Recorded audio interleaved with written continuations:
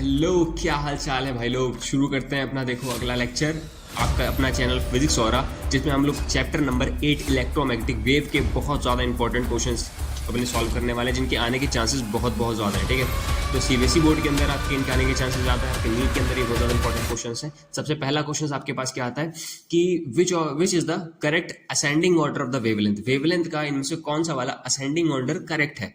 ठीक है, आप समझते हैं एक बात, पहले तो लैम्डा से पहले एक सीरीज के बारे में तुम्हें पता होना चाहिए, जिसे कहते हैं इलेक्ट्रोमैग्नेटिक सीरीज। तो क्या नाम है, एक सीरीज कैसी है आपकी, सबसे मतलब लाइन होती है, याद करने का मैं तरीका बताता हूँ। पहले तो सी लिखना, सी का मतलब क्या होता है, कार। ठीक, इसे इरेज कर देते हैं, एक मिनट यार।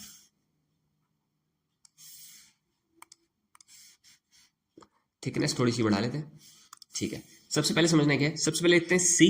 ठीक है, सी के बाद क्या लिखते हैं, जी। सी मतलब की कार, गाड़ी। X U V, in my range. ठीक है, इनको याद करने का तरीका ये है। ठीक है, सी का मतलब क्या होता है, कॉस्मिक। जी का मतलब क्या होता है, गामा।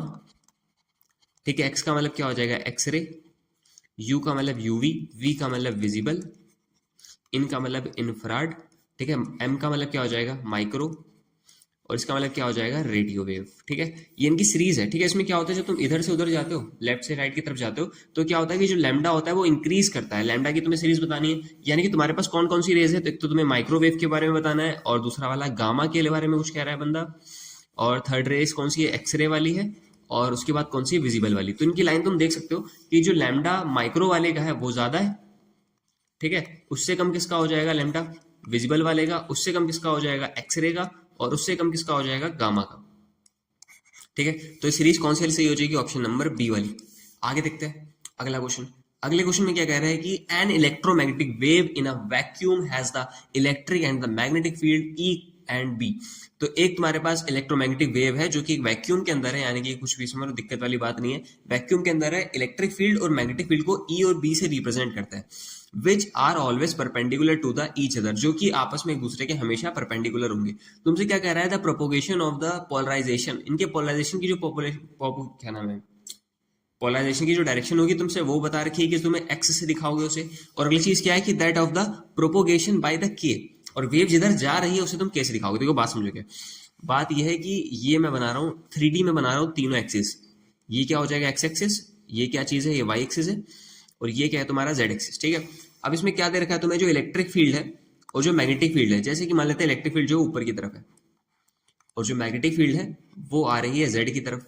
ठीक है, मैग्नेटिक फील्ड इधर है, तो ये दोनों के दोनों आपस में क्या है, हमेशा परपेंडिकुलर है। ठीक है, तो जिनका प्रोपोगेशन होगा वो किधर होगा, प्रोपोगेशन मतलब कि वेव किधर जाएगी। तो हम क्या करते हैं, ई क्रॉस बी करते हैं, ई के ऊपर हाथ रखते हैं, क्रॉस करते हैं बी की तरफ। तो ई क्रॉस बी करके हमें क्या पता चलता है, प्रोपोगेशन पता चलता है कि वेव किधर जा रही है।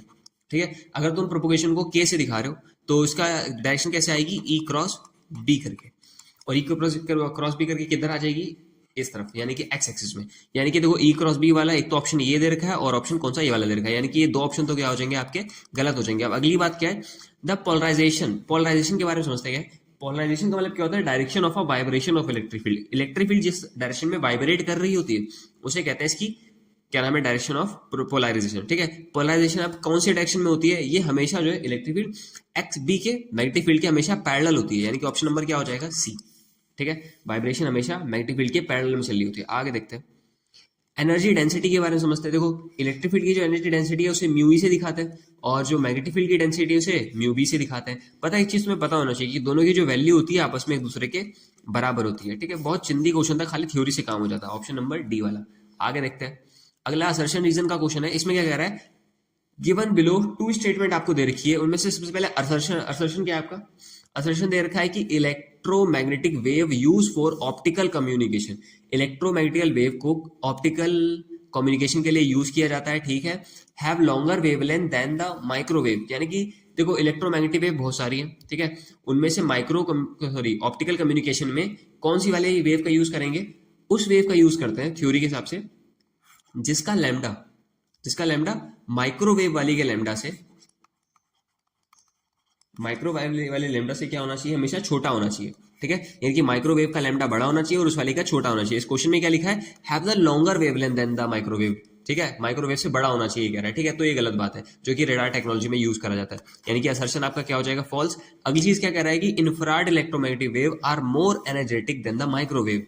सही बात है, देखो, क्योंकि देखो इंफ्रारेड जो आता है वो पहले आता है, उसके बाद माइक्रोवेव आती है लास्ट में, यानी कि इधर से इधर जाने पर क्या होता है, लैम्डा बढ़ता है। अब समझना कि माइक्रो का जो लैम्डा है वो बड़ा है और इंफ्रारेड का लैम्डा जो है वो छोटा है, और जो एनर्जी होती है वो इनवर्सली प्रोपोर्शन होती है लैम्डा की, यानी कि जिसका लैम्डा कम होगा, यानी कि इंफ्रारेड का लैम्डा जो है वो कम है as compare to the lambda of the microwave, यानी कि जो एनर्जी होने वाली इंफ्रारेड की वो क्या हो जाएगी, ज्यादा हो जाएगी, यानी कि रीजन क्या है आपका, बिल्कुल ट्रू है। आप कह सकते हो कि assertion is a false but reason is true. ठीक है, आगे बढ़ते हैं। अगला क्वेश्चन क्या है, in a electromagnetic wave at any instant, मतलब किसी एक टाइम पर, पर्टिकुलर टाइम पर, पोजीशन पर क्या हो रहा है कि electric field is along the negative Z. इसके लिए भी वही चीज हम बनाते हैं, देखो ये और ये क्या चीज है, ये एक्स एक्सिस है, ये ऊपर वाला क्या है, वाई एक्सिस है, और नीचे वाला हो जाएगा माइनस का वाई, और ये क्या होने वाला है तुम्हारा जेड एक्सिस, वो अंदर वाला क्या हो जाएगा, माइनस का जेड एक्सिस। क्वेश्चन में क्या है, क्या रहा है तुम्हारा, क्वेश्चन में तुम्हें कुछ चीजें दे रखी है। पहली चीज क्या दी है कि द इलेक्ट्रिक फील्ड, जो इलेक्ट्रिक फील्ड है वो निगेटिव जेड एक्सिस के अलोंग है। निगेटिव जेड कहां पर है, देखो ये पॉइंट है, इसके आगे जब जाओगे तो पॉजिटिव होगा, पीछे की तरफ निगेटिव जेड है, यानी कि पीछे की तरफ, ये मैंने बना दिया येलो कलर से, ठीक है, ये क्या है तुम्हारी इलेक्ट्रिक फील्ड है, ठीक है, पता नहीं, आई होप शायद दिख रहा हो कलर। आगे चेंज करते हैं, अगला क्या कह रहा है, the magnetic field along the positive x axis. Positive x axis के अलोंग क्या है तुम्हारी, मैग्नेटिक फील्ड है। मैग्नेटिक फील्ड किधर है, इधर की तरफ, ठीक है।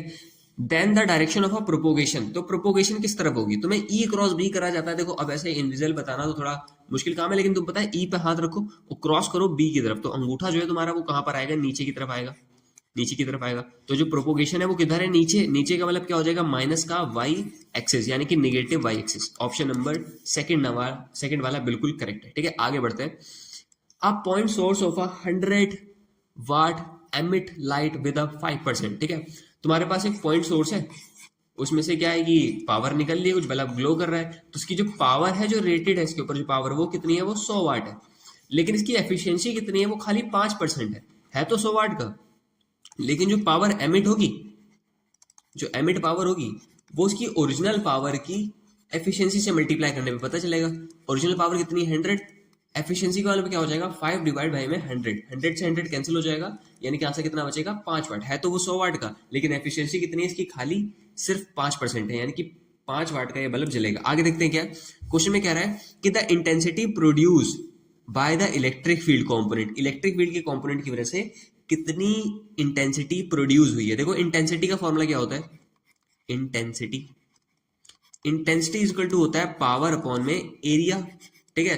देखो पावर की जगह पर कितना आ जाएगा, 5, एरिया की जगह पर क्या लिखेंगे, एरिया की जगह लिखेंगे पाई आर स्क्वायर, पाई, ठीक है। और आर कितना है, आर तो तुम्हें दे रखा है ना, क्या नाम, 5 मीटर, तो 5 मीटर का कर देंगे स्क्वायर, ठीक है, यानी कि 5 का स्क्वायर, तो यानी कि इंटेंसिटी बराबर क्या आ जाएगी, इंटेंसिटी बराबर में आ जाएगी ऊपर 5 और नीचे क्या लिख देंगे पाई, और नीचे मल्टीप्लाई में 25, कैंसिल कर देते हैं, 5 वन जा 5, 5 5 जा, यानी कि आंसर आने वाला है 1/5।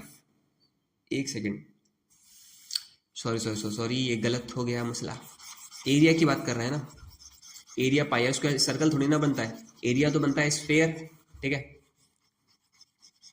समझते हैं बात क्या है, ठीक ठीक ठीक। एक चीज थोड़ी सी मिस हो गई यहाँ पर, समझना एरिया के बारे में अलग से समझ लेते हैं थोड़ा सा। देखो बात क्या है कि अगर कभी भी एक पॉइंट सोर्स होगा तो उसका जो वेव फ्रंट बनता है वो हमेशा कैसा बनता है, स्फेरिकल वेव फ्रंट बनना होता है, स्फेरिकल यानी कि गोले टाइप का, ठीक है। फिर इसके बाद अगला वेव फ्रंट कैसा बनेगा, अगला वाला भी स्फेरिकल बनेगा, फिर अगला वाला भी स्फेरिकल बनेगा। समझ लो स्फेयर का मतलब क्या होता है, स्फेयर मतलब गोला होता है, गोला। और गोले का एरिया तुम्हें पता है क्या होता है, अगर मान लो इसकी रेडियस आर है, ठीक है, सेंटर से जो दूरी है इसकी रेडियस आर है, तो गोले का एरिया क्या होता है, 4 पाई आर स्क्वायर, 4 पाई आर का स्क्वायर, ठीक है। तो एरिया की जगह लिखेंगे 4 पाई आर स्क्वायर, वहां पर भी कर लेते हैं, नीचे हो जाएगा 4 पाई और रेडियस की जगह पर कितना लिखा था मैंने, 5 का स्क्वायर, ठीक है। तो नीचे क्या हो जाएगा 4 मल्टीप्लाई में 25 इंटू पाई, और 5 के डबल से कैंसिल कर दो, तो 1 बाई कितना हो जाएगा 20 पाई, ठीक है। तो 1/20 पाई कहां पर आंसर है, ये रहा। वोट पर मीटर तो सब में सेम ही है, ठीक है, वाट पर मीटर स्क्वायर। आगे देखते हैं अगला क्वेश्चन। अगला क्वेश्चन कह रहा है the electric field of N electromagnetic wave in a free space is represented by the, ऐसे करके देखो तुम्हें इलेक्ट्रिक फील्ड रिप्रेजेंट कर रखी है, ठीक है, ये इलेक्ट्रिक फील्ड लिखी हुई है। तुम्हें क्या करना है, तुम्हें मैग्नेटिक फील्ड की इक्वेशन बतानी है। सबसे पहली चीज क्या होती है कि तुम्हें रिलेशन बताना चाहिए कि इलेक्ट्रिक फील्ड डिवाइड बाय में जो मैग्नेटिक फील्ड होती है that is equal to the C के होती है। अगर तुम्हें मैग्नेटिक फील्ड का इक्वेशन चाहिए तो बेसिकली दिखाई कैसे देगा, B is equal to the B naught होना चाहिए, है ना। और बी नॉट अगर यहाँ से निकालोगे तुम तो वो कितना आ जाएगा, ई नॉट डिवाइड बाई में सी। तो ई नॉट डिवाइड बाई सी कहाँ पर आ रहा है, फोर्थ में आ रहा है और सेकंड में आ रहा है, यानी कि ऑप्शन फर्स्ट और ऑप्शन थर्ड क्या हो जाएगा तुम्हारा इनकरेक्ट। ठीक है, तो पहली ये चीज तो दी गई। अगला क्या करना होता है, अगला पता है क्या होता है, जैसे ही इसमें लिखा हुआ है इसके बाद कॉस वाला जो पूरा टर्म लिखा हुआ है पूरा का पूरा सेम होता है। तो पूरा सेम कहाँ पर आ रहा है, देखो सेकंड और थर्ड में से सेकंड वाले में आ रहा है बिल्कुल सेम। तो ऑप्शन नंबर सेकंड वाला क्या हो जाएगा आपका, बिल्कुल करेक्ट। ठीक है, ऐसे ही देख लेते हैं, आगे देखते हैं, आगे देखते हैं। A plane electromagnetic wave of a frequency 35। देखो तुम्हें एक प्लेन मैक्रो क्या नाम है, इलेक्ट्रोमैग्नेटिक वेव दे रखी है जिसकी फ्रीक्वेंसी जो है वो दे रखी है 35 मेगा हर्ट्स। मेगा का मतलब पता है क्या होता है, मेगा का मतलब होता है 10 की पावर 6। ठीक है, 10 की पावर 6 हर्ट्स, इतनी तुम्हें फ्रीक्वेंसी दे रखी है। और क्या दे रखा है, in a free space along the X direction, यानी कि जो इलेक्ट्रोमैग्नेटिक वेव है वो एक्स डायरेक्शन के अलोंग तुम्हारी जा रही है। ठीक है, आगे देखते हैं क्या है, एंड अ पर्टिकुलर स्पेस। देखो पहले डायरेक्शन बनाना चाहते हो वो चीज बना सकते हो ऐसे करके, ऐसे और ऐसे, ये बना दो बहुत सही रहता है। ठीक है, तो क्या कह रहा है, तुम्हारी इलेक्ट्रोमैग्नेटिक वेव जो है वो एक्स डायरेक्शन में जा रही है, यानी कि इस तरफ क्या हो जाएगी, इलेक्ट्रोमैग्नेटिक वेव हो जाएगी। और जो इलेक्ट्रिक फील्ड है वो ऊपर की तरफ है, इलेक्ट्रिक फील्ड ऊपर की तरफ है। इलेक्ट्रिक फील्ड की वैल्यू भी दे रखी है 9.6 जे कैप में। ठीक है, the value of the magnetic field, magnetic field की तुमसे वैल्यू पूछी। अब देखो फ्रीक्वेंसी का कोई काम ही नहीं है, क्योंकि तुम्हें मैंने बताया था ना कि जो इलेक्ट्रिक फील्ड डिवाइड में मैग्नेटिक फील्ड होती है that is equal to the C के बराबर होती है। यानी कि यहां से अगर मैग्नेटिक फील्ड निकालोगे तो वो हो जाएगा ई बाई सी के बराबर। ई की जगह पर 9.6 है और सी की जगह पर 3 इंटू 10 रेज की पावर 8 है।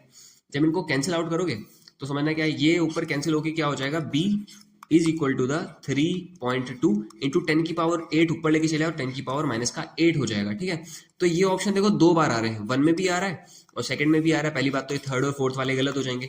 अगली बात तुम्हें डायरेक्शन देखनी है, इसमें के कैप है उसमें आई कैप है। कैसे देखते हैं, देखो प्रोपोगेशन अगर एक्स एक्सिस में जा रही है इसका मतलब तुमने क्या करा होगा, ई की तरफ हाथ रखा होगा और अंगूठा जो है वो एक्स पे कर दो पहले से ही। अंगूठा एक्स पे रखोगे, ई की तरफ हाथ रखोगे तो क्रॉस किधर हो रहा होगा, बाहर की तरफ, यानी कि यहाँ।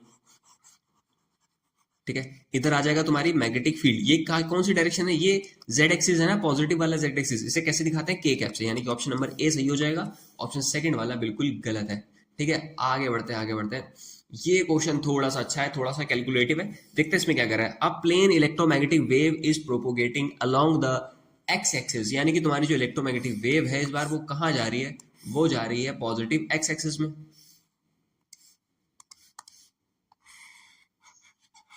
ये वेव जा रही है। ठीक है, एक्स से लिखा देते हैं। और द वेवलेंथ तुम्हें दे रखा है, जो लैम्डा है इसका वो कितना है, lambda is equal to the 4m, m के बराबर है। In the electric field of a y axis, electric field कहां पर है, वाई एक्सिस में इलेक्ट्रिक फील्ड है।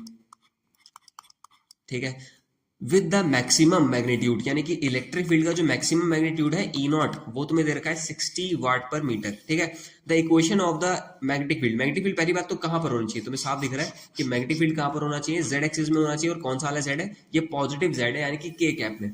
और ऑप्शन में देखते हैं के कैप कहां पर आ रहा है, के कैप फर्स्ट में भी है, सेकंड में भी है और लास्ट में भी है, यानी कि थर्ड वाला ऑप्शन तो पहले से ही गलत हो गया।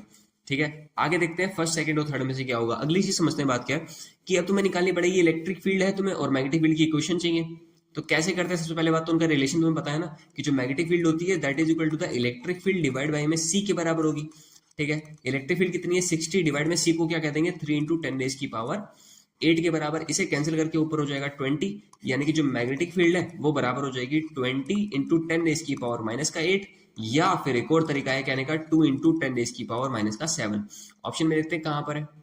देखो एक तो ऑप्शन नंबर सेकंड में आ रहा है और ऑप्शन नंबर फोर्थ में आ रहा है, यानी कि फर्स्ट वाली क्वेश्चन कैसी हो जाएगी, गलत हो जाएगी। अब यानी कि दो में तुम्हें सोचना है, फर्स्ट में या तो फोर्थ में। ठीक है, अब आगे का देखते हैं, साइन के बाद क्या लिखा हुआ है। देखो पहले के लिखा है और बाद में टाइम लिखा है, के हमेशा के साथ में आ रहा होता है। ठीक है, यानी कि जो वेव को लिखने का तरीका होगा वो कैसे होगा, देखो ऐसा कि जो बी होगा that is equal to the B naught. सही है, बी नॉट के बाद देखेंगे साइन के एक्स माइनस का ओमेगा इंटू टी। ठीक है, अब ये बीच में जो मैंने माइनस लिखा उसका मतलब क्या होता है कि वेव अगर पॉजिटिव एक्स एक्सिस में जा रही है, अगर पॉजिटिव एक्स में जा रही है तो बीच में माइनस होता है, और अगर नेगेटिव एक्स में जाएगी तो बीच में प्लस होगा, उसका उल्टा होता है। ठीक है, तो यानी कि देखो इसमें पॉजिटिव एक्स में जा रही है ना, तो इस बीच में माइनस होना चाहिए। ऑप्शन नंबर सेकंड में भी माइनस है, ऑप्शन नंबर फोर्थ में भी माइनस है। अगर यहाँ पर एक में प्लस होता तो हम प्लस वाले को यहाँ से गायब कर देते, यानी कि माइनस वाला आंसर हो जाता। लेकिन इसमें तो दिक्कत वाली बात है क्योंकि दोनों के दोनों एक जैसे। अब तुम्हें क्या करना है, तुम्हें दो चीजें निकालनी है। देखो एक्स तो अपने पास भी लिखा है सारे ऑप्शन में, टी भी लिखा हुआ है, तुम्हें के निकालना है और तुम्हें ओमेगा निकालना है। ठीक है, तो के कैसे होता है, के बराबर में होता है 2 पाई बाय लैम्डा के बराबर। ठीक है, 2 पाई की जगह 2 पाई रहेगा और लैम्डा की जगह पर क्वेश्चन में कितना दे रखा था, लैम्डा की जगह पर 4 mm दिया है। ठीक है। 4 mm का मतलब क्या होता है 10 की पावर माइनस का 3, ठीक है। ये कैंसिल हो जाएगा 1/2, तो इसे कह सकते हो तुम π/2 इंटू 10 रेज की पावर प्लस का 3 के आगे। अब अगली चीज ओमेगा निकाल लेते हैं। ओमेगा क्या होता है, ओमेगा होता है c मल्टीप्लाई में के।